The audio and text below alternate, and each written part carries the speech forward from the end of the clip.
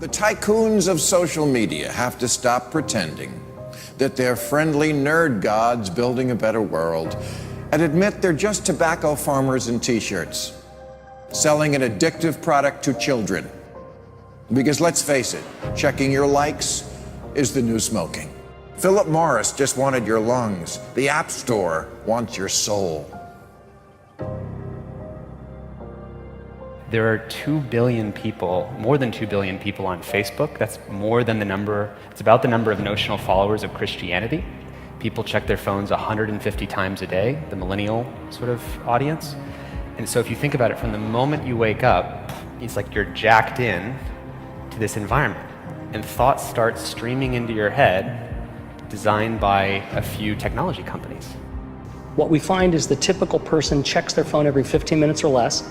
And half of the time they check their phone, there's no alert, no notification. It's coming from inside their head telling them, gee, I haven't checked in Facebook in a while. I haven't checked on this Twitter feed for a while. I wonder if somebody commented on my Instagram post. That then generates cortisol, and it starts to make you anxious. And eventually your goal is to get rid of that anxiety, so you check in. And apparently we feel stressed when we can't get our phone or when our battery is about to die. You probably know this feeling. And a research done in Australia among 3,000 people under the age of 30 found that 9 out of every 10 admit to feel this anxiety while having his battery dying. Steve Jobs revolutionized the entire world with the iPhone, and he never let his children use it because he did not want them dependent on technology. Right now, an infant is getting their first laptop that's soft and squishy and makes noise. Right now, a child is being born online and being favorited and retweeted. The hypergenerational segregation of our time is bizarre, unhealthy, and historically unprecedented.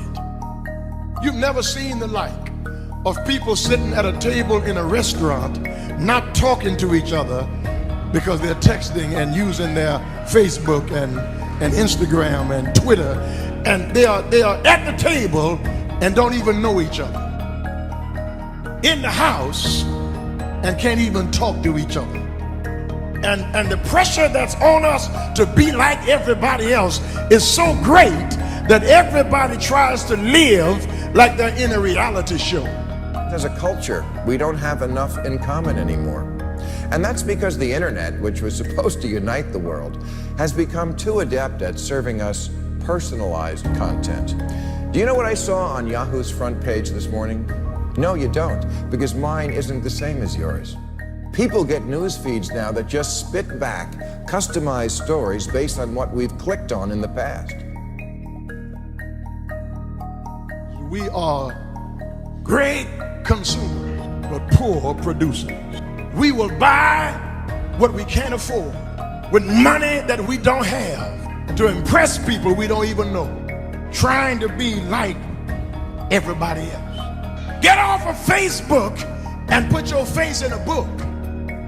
Right now, a teenager is photoshopping their selfie because as a society, we're telling them they're not good enough. Right now, influencers encourage narcissism without knowing the breadth and depth of their impact on their audiences. Right now, 40,000 spectators are in an Olympic football arena watching a competitive esports competition because this is this generation's football match. There's always this narrative that technology is neutral and it's up to us to choose how we use it. This is just not true. Technology is not neutral. It's not neutral. They want you to use it in particular ways and for long periods of time because that's how they make their money. You don't realize it, but you are being programmed. It was unintentional, but now you got to decide how much you're willing to give up, how much of your intellectual independence. If you feed the beast, that beast will destroy you. If you push back on it, we have a chance to control it and rein it in. And it is a point in time where people need to hard break from some of these tools and the things that you rely on. The short-term dopamine-driven feedback loops that we have created are destroying how society works. No civil discourse, no cooperation, misinformation, mistruth. And it's not an American problem. This is not about Russian ads. This is a global problem. I challenge everyone to try going 1 week without social media.